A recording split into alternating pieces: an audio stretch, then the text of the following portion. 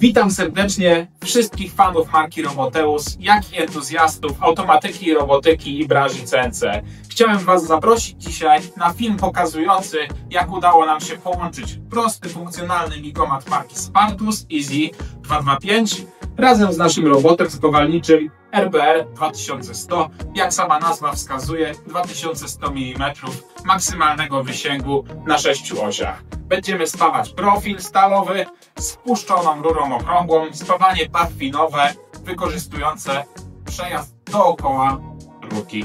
Zapraszam serdecznie, oglądajcie.